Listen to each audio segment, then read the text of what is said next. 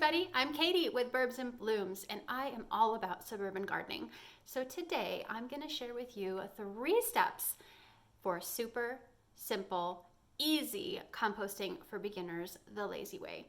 I am all about not making anything harder than it has to be, and composting is so easy that you can truly be lazy with it. So by the end of this video, you're going to have everything you need to make DIY compost at home in your own bin or pile, however you decide to do it.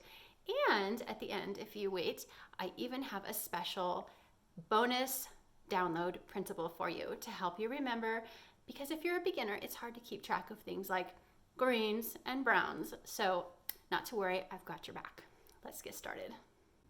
All right, step 1 for beginner composting is choose a location. You might be thinking, what a no-brainer, but what most people don't realize is that composting should not stink if you're doing it right. If you're following my tips, it's not going to stink. So while you may be thinking, I always have to have it far away from my house, that's not the case. And if you don't even have a large lot or a backyard, you can find a place to put it, most likely.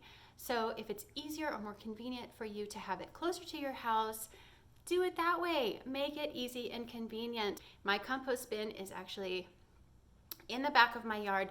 It's close to the vegetable bed, and I also have an HOA. So if you have an HOA, you might want to check with those guidelines, because they tend to have opinions on things like this as to where maybe they would like you to put your compost bin.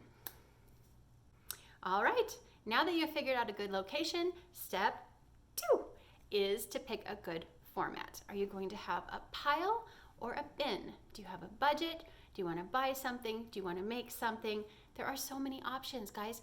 You can start out with the most cheap option anywhere. Don't spend a single penny. Throw it all in a pile on the ground. It'll work. It will. As long as you have a good mix, and we'll get to that in a minute, it will work. So the next step up from that would be to make it some sort of basic, easy enclosure. You could put 4 fence posts in the ground, wrap some wire fencing so that you have 3 sides around your pile. Even old pallets would work for making three sides around your pile. And what that's going to do is allow your pile to get deeper and put more stuff in it. So the deeper and the fuller your pile is, the hotter it's going to get in the center and the faster it will break down. So the other option is to buy a bin. There are so many options out there. The one I like is called a Soil Saver. I'll link it below in the description. And it is awesome. It's such a workhorse. I've had it for over 10 years. It actually moved with us to our house that we're currently in now, and it works great. So special bonus tip, I actually got our Soil Saver compost bin from our city recycling center. So you might want to check with your city, landfill, recycling center, and see if they have any compost bins that are discounted.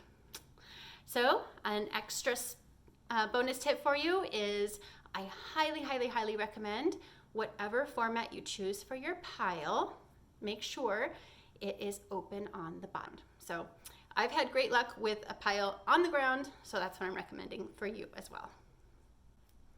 All right, that brings me to step 3. Add all the things to your compost pile. Seriously, put lots of stuff in it. The more stuff, and the bigger the pile, the hotter it's going to get and the faster it will break down. So the 2 things you need to know are greens and browns.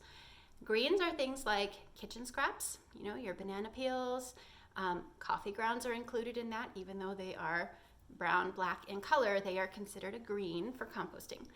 Okay, all of your yard trimmings, your grass clippings, the plants that you've trimmed out for the fall or the spring, those can all go in your compost bin, and those are all considered greens. So the other one are browns, the other category of things to put in your pile. The 3 primary browns that I like to use are dried fall leaves, shredded paper, and straw. Okay, if you have a pretty good mix of both of those things, you're going to be off to a really good start. So how do you keep your scraps before you take them outside? Well, this is how I do it. I have this handy dandy old coffee can. It's plastic, has a molded handle that makes it super easy to pick up, and it's great because it doesn't get too full. And what I mean by that is it's not a large enough container that it gets so full and sits on my counter for so long that it starts to stink. it doesn't. This guy is the perfect size. It takes about 2 days to fill it up with all of our kitchen scraps. You can see we've got eggshells, coffee grounds and filters in there, and probably some other goodies hiding underneath. And I run it out and I dump it, and it never stinks. If somebody's coming over, I run it out, I dump it, or even sometimes I don't, and I tuck it in the dishwasher, right side up, of course. And if it's dumped, I turn it upside down and I let it run through the dishwasher. So it's out of sight of our company, and it gets cleaned that night, and it's fresh the next morning. So that works the best for me. Okay, so now you know some basic, easy tips for composting for beginners the lazy way.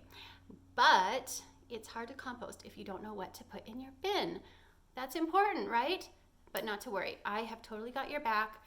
Down below in the description is a link to download a printable, totally free, with cheat sheet on it of greens and browns.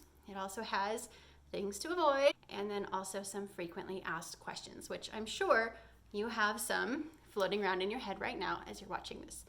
So go ahead and down below, download that cheat sheet, print it, tape it up somewhere handy, and you don't have to even remember what your greens or browns are to make it even easier for you to be lazy at beginner composting. Okay guys, so you got my easy tips for beginning composting. I would love to hear down below in the comments if you're on the fence or you're a beginner composter. I would just love to hear if something was particularly helpful to get you moving. If you like this video, please remember to hit like and subscribe and share with any friends who might also be interested in composting for beginners. Thank you so much for watching, and I will see you in the next video.